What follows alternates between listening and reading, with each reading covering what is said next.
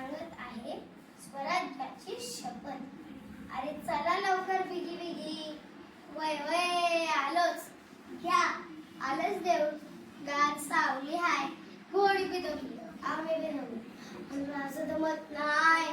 ते उष्ट डोंगरात असले रमतात. हा मग तळ्याच्या पाण्यात त्यांना आंघोळ करायची होती, पण भाजी ओरडली आणि ते निघलं. आपल्या राजा मोठ्यांना मान देतो, त्यांच्या पाया पडतो, त्यांचा आशीर्वाद घेतो. तरी पण बाजी राजांचं माहित आहे. राजे कुठं राहिले? राजे पण पोचले बघा.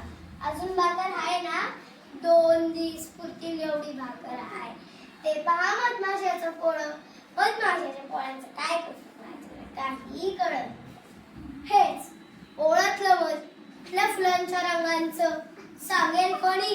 रानात राहणाऱ्या बिल्लाला तरी कळेल का? बघा बाजी, तुम्ही प्रभू, हा रामोशी आणि आम्ही मराठा आणि हे आमचे दादोशी. म्हणताना नावं ठेवतात आम्हाला लोक. ठेवू देत, हे अशा पद्धतीची लोक.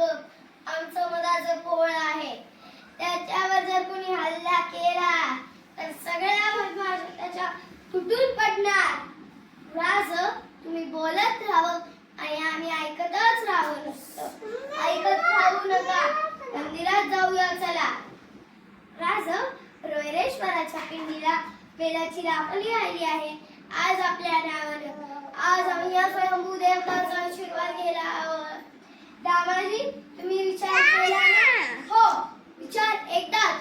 स्वराज्य व्हावं यासाठी वेळ पडली तर जीव पण देऊ. हार हार महादेव. राज, ही महादेवाची जागा सुद्धा शत्रूच्या ताब्यात आहे. ठरलं, रायरेश्वर जिंकायचा.